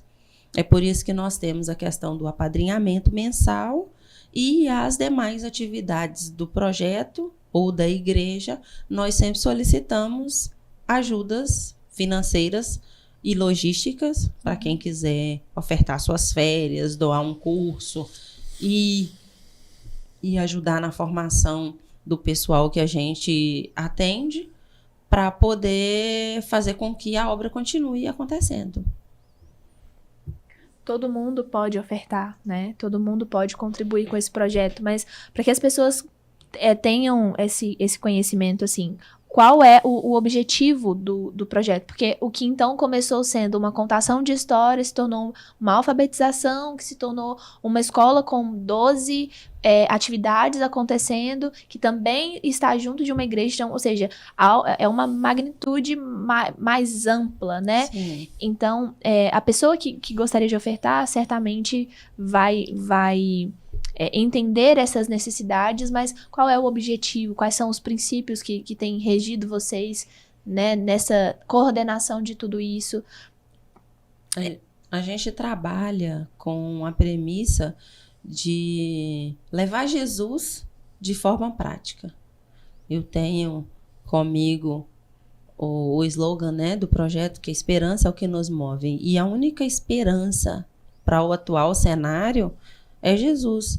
Então, a gente leva a esperança através de um descortinar dos paradigmas, dos estigmas, dos medos, das inexperiências. Então, a gente promove palestras vocacionais, estudos vocacionais, trabalhamos a questão de orientação vocacional para jovens e adolescentes. E aí, dentro das atividades do projeto, a gente procura descobrir novas profissões, procura despertar o talento que existe neles, porque eles são muito bons, mas infelizmente, devido ao contexto no qual estão inseridos, eles ainda não se descobriram. Por exemplo, hoje nós temos 5 jovens que estudam teologia e música no Instituto Canzion, do pastor Marcos Witt, e eles são apadrinhados por pessoas brasileiras, né? Uma delas mora no exterior, mas são todos brasileiros, e eles custeiam as necessidades básicas desses jovens nesse curso. São 2 anos de curso, eles já venceram quase que o primeiro ano todo e estão indo aí para a etapa final desse curso. Essas pessoas se comprometem com um apadrinhamento para proporcionar uma qualidade de atendimento nos cultos, porque os jovens todos servem na igreja, mas também despertar a possibilidade de novas profissões. Porque um desses jovens, o Agi, que é o pianista, ele dá aula de música na escola. Então, ele já se vê professor. E é algo muito mágico, porque ele era uma das crianças que ficavam fazendo barulho na hora que eu contava história. Mas hoje, ele já sabe que ele tem potencial de ser um excelente professor, porque ele está sendo isso. Então, o objetivo principal de tudo que nós temos feito é levar Jesus de forma prática para que vidas sejam transformadas interna e externamente. Porque nós sabemos que os nossos recursos são poucos. Então, a ajuda de custo que nós temos para esses que trabalham conosco também não é alta. Não é suficiente para eles se manterem. Posteriormente, eles estabelecerão suas famílias, provavelmente não ficarão ali. Vão correr atrás de coisas que sejam mais interessantes para eles. Isso é bom. Isso é bom, isso é válido. Em contrapartida, nós precisamos criar uma estrutura, né, uma mão de obra qualificada para que essa sobrecarga, né, em cima de mim e da Alessandra, com o tempo vá diminuindo, né, e posteriormente, não somente o projeto, mas também a igreja, que um obreiro, um pastor, assuma aquilo ali, um nacional, porque o tempo vai passando e a gente vai envelhecendo. E eu entendo que um moçambicano estando à frente de qualquer trabalho é sempre melhor. O nacional, no Brasil, brasileiro, Moçambique, moçambicano. Porque você conhece, você fala a língua do povo. Você é nascido ali. Então você conhece tudo. Porém, a questão que mais pesa é isso. O missionário vai envelhecendo. E a verdade é que, segundo algumas estatísticas aí, os missionários de carreira estão acabando. Está diminuindo o povo que vai para ficar 10, 15, 20, 30 anos. Está acabando. E se nós não formarmos essa liderança local, né, eu não sei como é que as coisas andarão. Porque não é o tipo de projeto que você vai ficar 1 ano, 2 anos. Certo? Não dá. Você tem que trabalhar. Igreja, você tem que trabalhar, tem jeito. Então há necessidade dessa continuidade, né? Para que ele continue, precisa ser mantido não só com a mão de obra, mas também com as ofertas, né, Débora? Mas o objetivo maior nosso, nesse caso, é criar essa estrutura, para que nós passemos isso para a mão deles. E uma igreja estruturada, preparada, seja da Convenção Batista Renovada de Moçambique, e eles caminham com as próprias mãos. Uma escola que tenha, que se torne autossuficiente, que vai gerar renda, que vai gerar renda para os seus trabalhadores. Então é o pacote. Vocês já falaram um pouco dessa questão de como a gente pode ajudar, quem pode ajudar, mas talvez o pessoal de casa tenha uma certa dúvida especificamente, né? Quem pode ajudar? Como posso ajudar? A Alessandra citou um pouco de, talvez você pode dar um curso, né? O Ulisses falou que é importante que um moçambicano esteja na frente por ter a língua, por ser do povo. Então pode ser que existem estratégias e formas de ajudar investindo imediatamente nisso. Vocês têm alguma estratégia, sim? Como eu posso ajudar? A gente tem a questão da oportunidade direta e imediata, que é a questão do apadrinhamento. No momento, a gente está tentando aí elaborar uma forma de você conhecer essa criança. Mas nós ainda não temos logística para isso. Então, nós temos o apadrinhamento do custo da criança. O que é isso? Nós fizemos um levantamento e as necessidades básicas para que a criança seja atendida pelo projeto têm um custo atual de R$60. A gente até está precisando reorganizar isso, porque teve uma dificuldade muito grande na questão econômica, especialmente nesse primeiro semestre de 2024. Então, a gente ainda está viabilizando isso tudo, mas basicamente são R$60 que você investe mensalmente no futuro de uma criança. E aí essa criança, ela é atendida nas atividades do projeto, incluindo o programa de alimentação, que a gente oferece uma refeição no projeto para as crianças que estão cadastradas. E, além disso, você pode também ajudar pontualmente com a questão de oportunizar novas formações.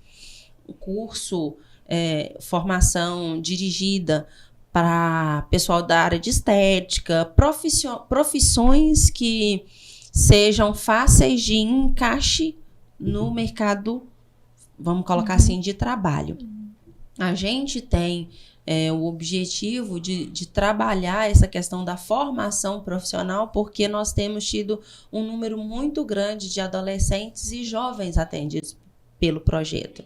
E aí deixar essa moçada sem perspectiva fica muito complicado. Então, nosso objetivo é esse, é ter pessoas que estejam conosco formando novos profissionais, ter padrinhos e madrinhas para as necessidades mensais de manutenção do projeto e ainda no desafio da compra do espaço próprio. Nós iniciamos uma campanha, infelizmente no mês de março nós tivemos uma desventura de sofrer uma tempestade tropical, tivemos muitos prejuízos e iniciamos então uma campanha para adquirirmos um espaço próprio, porque onde está enche de água e aí nós ficamos com muitos prejuízos no desenvolvimento das atividades. Então, essas 3 formas são as mais assim imediatas para que a pessoa possa ajudar. Então, a gente conclui que qualquer pessoa pode ajudar. Qualquer um, desde que diga sim. Sim, tem que estar disponível, né? Exato. Isso mesmo. Mas a melhor ajuda, desculpa a franqueza, é a financeira. É a melhor, sempre é. Eu tenho um amigo em São Paulo, ele diz assim: Lísias, o dia que eu tiver dinheiro para comprar uma passagem para ir para Moçambique, eu dou a passagem. Por quê? O que ele está querendo dizer? Ele está querendo dizer o seguinte: olha, eu vou para aí para ficar uma semana, eu não vou resolver nada. Eu vou para aí para ficar 15 dias, eu não vou resolver nada. Certo? E eu entendo. É legal ir? É uma experiência fantástica. Mas o que ele fala realmente faz sentido, entende? Porque é muito pouco tempo. E é um alto investimento. É um né? alto investimento. Para esse curto período é um alto investimento. É um investimento alto. Né? E o que os americanos têm uma frase, eles dizem assim, no money, no mission. E é isso mesmo. Certo? Sem dinheiro você não consegue avançar. Volto a dizer, o projeto é do missionário, mas o missionário não tem recurso. Se a igreja não participar, se a igreja não se envolver, se a igreja não enviar recursos, nada anda. E quando a gente fala igreja, nós estamos falando da igreja brasileira, né? Igreja e brasileira da visão, de pessoas, é isso. eu e você, Isso. certo? Enfiar a mão no bolso, contribuir. É isso. Porque é uma visão de reino, né? Quando fala assim, o projeto é do missionário, na verdade, o projeto é de Deus, né? Que os missionários acatam ali como um ato de obediência, né? E entregam ali a sua vida, mas nós que talvez não vamos dedicar a nossa vida da mesma forma, precisamos entender que somos também participantes disso, né? E que essa é uma forma de eu e você que está aí em casa também levarmos, né? Fazermos o nome do Senhor conhecido. Quem diria que um dia nós teríamos pessoas daqui da nossa convivência, né? Que estavam tocando a Lê tocava aqui na banda, né, de música, e agora tá lá 15 anos construindo história e família, e tem uma vida, né, sendo desenvolvida. O pastor muito bem disse isso na quinta-feira, né? Então, nós não, às vezes, você talvez não tenha essa perspectiva de que talvez um dia você vá para um outro país, mas é fundamental que nós estejamos nesse mesmo propósito, na unidade de espírito, para que o reino de Deus expanda. E o reino de Deus expandir às vezes, você contribuir para que uma criança seja alimentada, seja educada, né, e seja bem desenvolvida profissionalmente. Então, o negócio é simples, mas cabe a nós, né, assumirmos mesmo esse papel. E aí, Ale, você falou de 12 atividades, né, que o projeto conta. Explica para nós mais ou menos, assim, para a pessoa de casa também ter essa visão geral de como é que é a semana de vocês dentro do projeto. Eu vou tentar ser bem rápida. A gente tem a escola comunitária. Então, dentro da escola, nós temos a parte do jardim, que é a criança de pré-1 e pré-2, dos 3 aos 5 anos, e a escola primária. A escola funciona de segunda a sexta-feira. E aí nós vamos continuar com as atividades paralelas educacionais. O reforço escolar, que lá chama explicação, inglês, aula de música. Trabalhamos a costura criativa, que ajuda na questão psicomotora, porque as crianças aprendem a costurar, alinhavar, fuxico, e também geração de emprego e renda, que a gente tenta trabalhar ali a compra e a venda de artigos artesanais para que as crianças e adolescentes entendam um pouco mais sobre essa questão da necessidade de se preparar para o futuro. E aí, dentro do programa de ensino, nós temos a prática esportiva. O Ulisses estava trabalhando há um tempo jiu-jitsu, aí nós trabalhamos futebol e algumas outras atividades. Temos as oficinas pedagógicas. O que é a oficina pedagógica? É como se fosse um atendimento psicopedagógico, mas ela é feita aí com 150, 200 crianças, que a gente trabalha questões psicomotoras, trabalha jogos, trabalha atenção, concentração, tudo para a gente tentar melhorar a questão do desenvolvimento escolar das crianças. E aí nós temos também nessa questão educacional as aulas de música. A criança primeiro aprende a teoria musical, flauta doce, aí nós temos uma bandinha rítmica e passamos para já as aulas, já no caso do Ministério de Louvor, teclado, guitarra, bateria, canto e os instrumentos de percussão. E aí, passando agora para a questão da alimentação e do desenvolvimento, a gente, dentro dessas atividades, nós servimos uma refeição, ou uma papa, ou uma sopa, uma refeição diariamente para os atendidos no projeto. E dentro disso tudo, a gente tem palestras informativas para a comunidade em geral, para os pais, para as mães. Temos a questão de formação educacional para quem ensina. Então, nós formamos os profissionais que atuam conosco no projeto. É mais ou menos isso aí. Então, é um conjunto. Vocês Sim. formam para que eles possam formar outras pessoas. Essa é a nossa esperança. Então, esse trabalho... Como é feita essa manutenção desse trabalho? Como que vocês organizam isso? A gente tem hoje uma equipe. Nós temos hoje cerca de 15 pessoas que trabalham no projeto.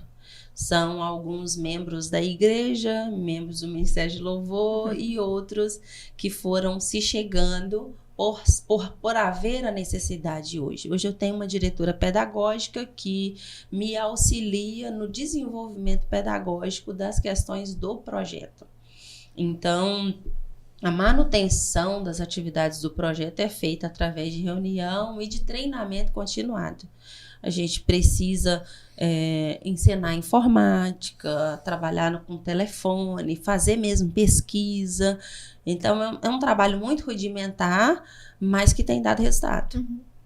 Então, além das aulas de música, aula de alfabetização, ainda tem a manutenção por trás, que é esse trabalho continuado. Exatamente. Certo? A gente falou um pouquinho sobre as doações, essas coisas assim. Você falou sobre o apadrinhamento, mas esse dinheiro também é direcionado à escola, em algo específico da escola? Esses R$60, ele nos ajuda nessa manutenção geral.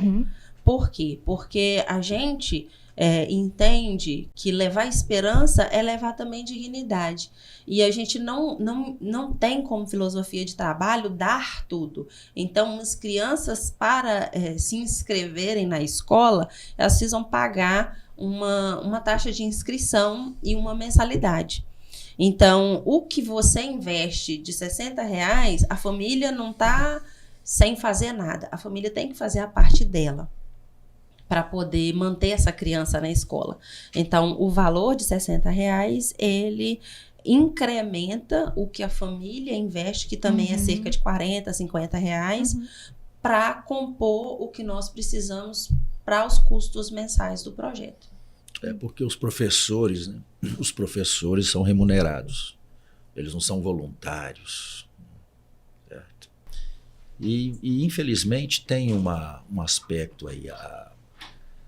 No início, nós permitimos que alguns alunos tivessem uma bolsa integral.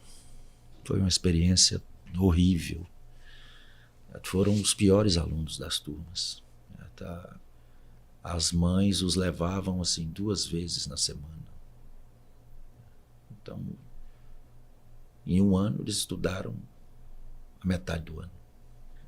Não desenvolveram, não aprenderam. E depois ainda nós ouvimos que a escola era ruim.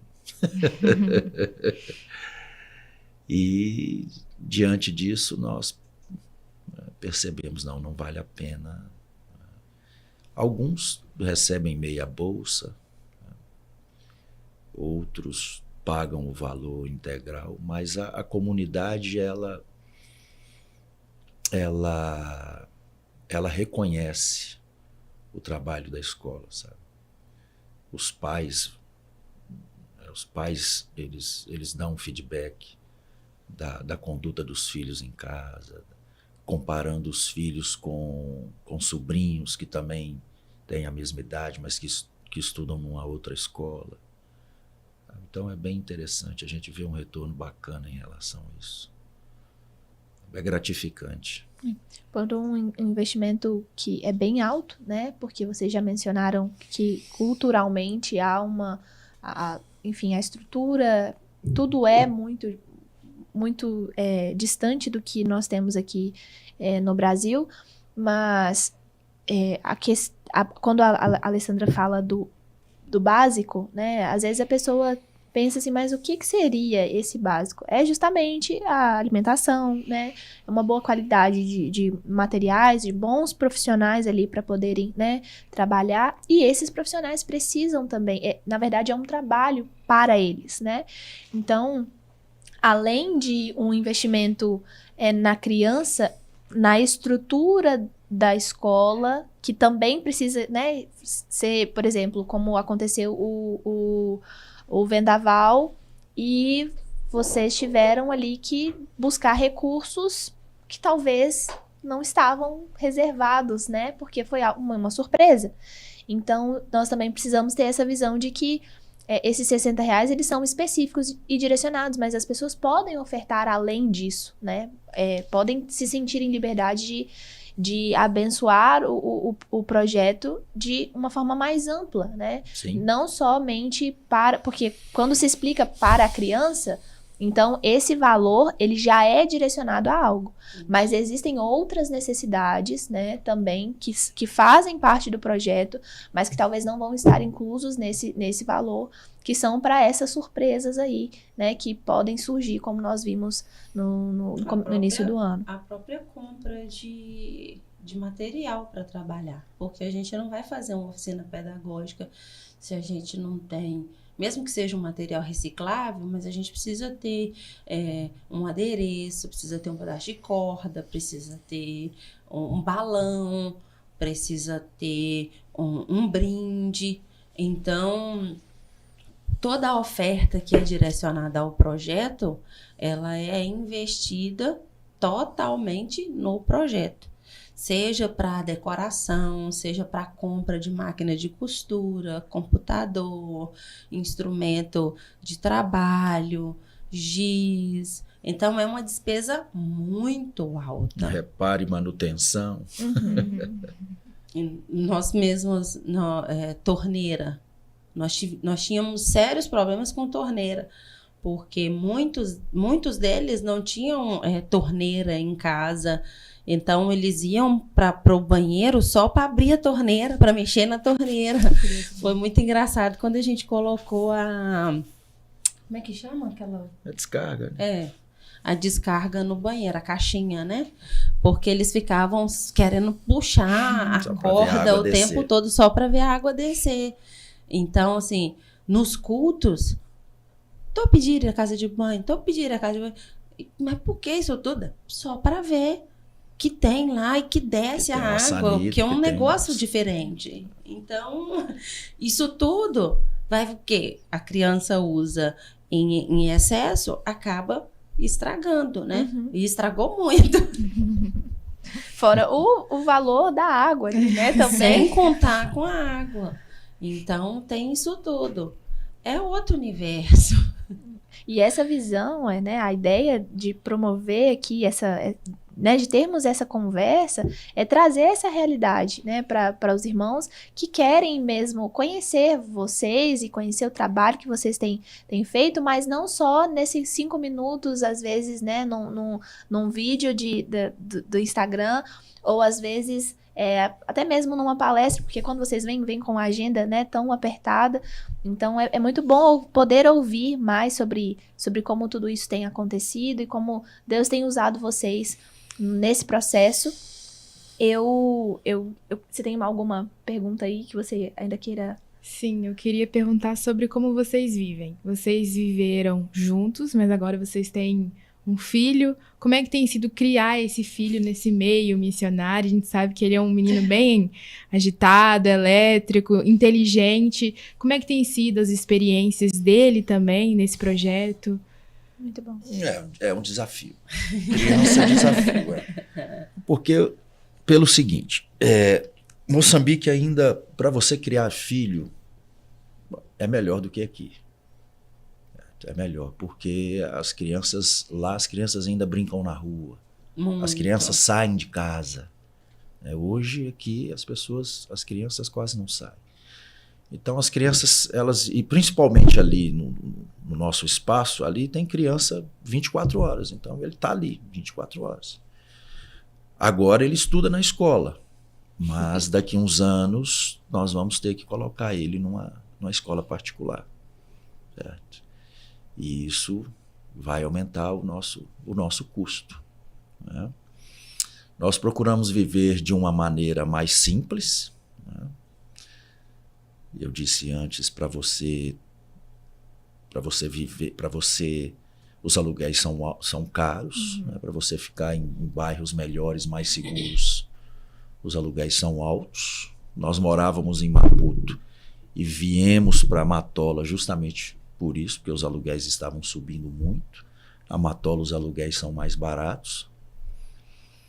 Nós moramos numa região, ela é central, mas o bairro é uma invasão. Então tem muito barraco, né? Tem problemas sociais sérios, né? Muita bandidagem, muita droga, muita bebida, né? E dessa forma a gente procura viver de uma maneira porque você, como missionário, se você for viver como nacional, você não vai aguentar. Descarta isso, esquece isso.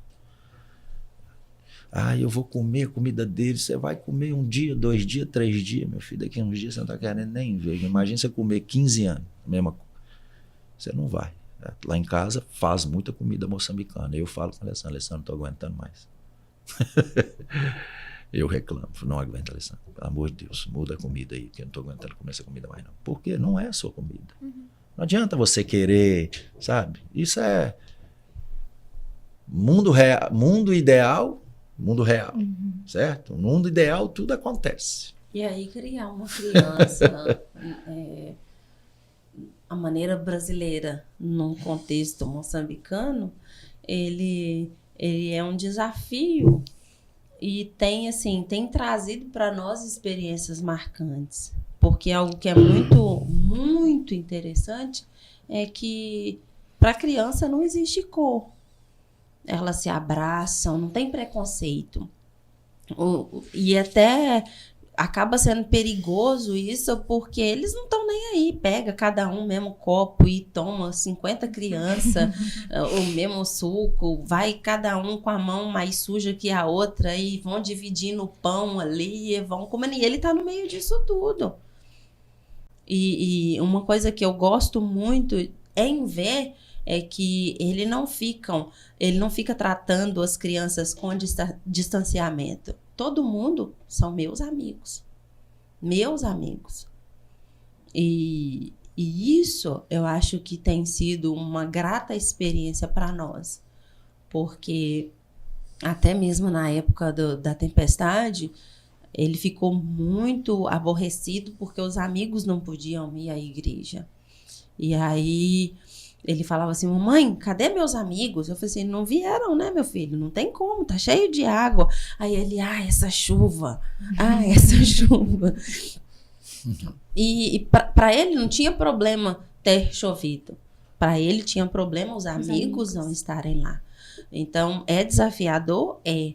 Mas a gente tem, graças a Deus, ultrapassado os desafios e tem tido bons frutos na criação do João Miguel.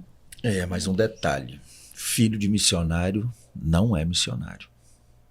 Certo? Então tem certas coisas que você não pode privar o seu filho.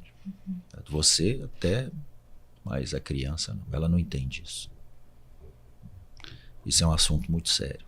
Muito sério. Porque o reflexo disso na vida dessa criança lá na frente pode ser bem prejudicial. Tem que ter uma consciência bacana para saber lidar com isso. Às vezes eu ouço, o missionáriozinho. Não, ele não é missionáriozinho. Ele é o João Miguel. Ele é o filho dos missionários. E ele precisa ser bem cuidado. A criança precisa ser bem cuidada para que futuramente você não tenha problemas com isso. E, infelizmente, isso acontece. Existem muitos casos de filhos de missionários que tiveram problemas. E a gente vê isso com... as pessoas têm essa visão, né? O filho de peixe é peixinho, o filho do pastor é um pastorzinho e o filho do missionário é um missionáriozinho. e a decisão de obediência partiu dos pais, e é claro que os filhos fazem parte, né, dessa decisão, vão estar inseridos ali, ele vai, querendo ou não, estar inserido nesse universo, mas nós vamos ver os frutos, né, também do ensino e daquilo que ele está vendo e aprendendo com vocês, né, inserido nesse contexto e com esses amigos, né, é aí que o amor vai surgindo, e se isso for algo que o Senhor também tiver para ele, que ele seja, sim, um bom missionário, como vocês têm sido, obedientes, né, ao Senhor, mas se o Senhor tiver um projeto diferente para ele, que as pessoas, que a igreja também saiba respeitar isso, né? Essa vivência em comunidade, não só em culturas diferentes, mas dentro da igreja, dentro da diversidade da igreja, sempre vai gerar muitos desafios, né? Viver a palavra de Deus, por mais simples que ela seja, o nosso amigo poeta Thales Roberto diz que é fácil demais, a gente é que complica tudo, né? Então, a gente complica, às vezes, o cristianismo simples que Cristo, né, deixou para nós, mas é possível, e vocês estão aqui para dizer para nós que é possível, porque vocês têm vivido isso. Então nós louvamos a Deus pela vida de vocês, louvamos a Deus por vocês estarem obedecendo ao chamado do Senhor, por vocês estarem sendo referências para nós, né, voz no meio da nossa geração.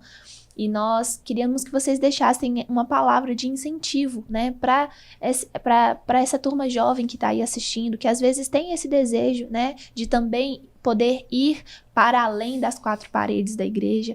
O que é que você, Ale, poderia dizer para que haja também esse desejo, né, surja, quem sabe, através desse bate-papo nosso aqui, o Senhor pode tocar, e nós cremos e oramos para que isso aconteça, né, para que pessoas sejam ali movidas também a esse ato de obediência, de amor, de serviço, enfim. Serviço não é ser visto. Muitas vezes a gente trabalha e precisa entender a missão do Senhor como atividades por trás das cortinas. Então, a mensagem que eu gostaria de dizer e deixar é que nós precisamos servir sem nos preocupar se nós teremos ou não reconhecimento. Porque a partir do momento que nós deixamos o nosso coração, a nossa vida ser usado pelo Senhor, quando nós somos usados pelo Senhor, Ele vai nos direcionar aquilo que realmente moverá os nossos corações. Então, o trabalho missionário, ele é uma decisão de servir sem ser visto, na maioria das vezes. E é isso. Que hajam jovens dispostos não só a passar um tempo em missões, mas a dedicar a sua vida na transformação de outros. Porque eu vejo assim, que apesar dos percalços ao longo desses 15 anos de caminhada, eu teria hoje, se me perguntassem, a resposta sim, de novo, para o que Deus nos chamou para fazer há muitos anos. Por quê? Porque eu tenho a consciência de que, se não fosse por mim, teria sido por outros. Mas que bom que Deus contou comigo para fazer alguma coisa diferente e relevante. Então, é isso. Sejam relevantes. Eu diria que se envolva nesse universo da igreja. Tem que se envolver nesse universo da igreja. O que está acontecendo? As literaturas são legais? São. Tem histórias bonitas? Sim. Mas outros tempos. Outros tempos. O campo missionário hoje é uma realidade muito diferente do que foi no século XVIII, no século XIX. É uma outra realidade. E o que eu penso é: procure se informar. O que está acontecendo? Tem vários sites, portas abertas, tem uma série de de coisas acontecendo nesse mundo afora e procure se informar, conhecer, perceber, aproximar um pouco mais dessa realidade. Porque isso é importante. É importante. Os livros romantizam muito, sabe? A literatura romantiza muito. Por isso é importante se aproximar desse universo contemporâneo, da igreja, da perspectiva missionária, e é isso. Não apenas vir à igreja, não apenas participar do culto, mas se envolver. Hoje em dia tem muita gente que vem assistir o culto, né?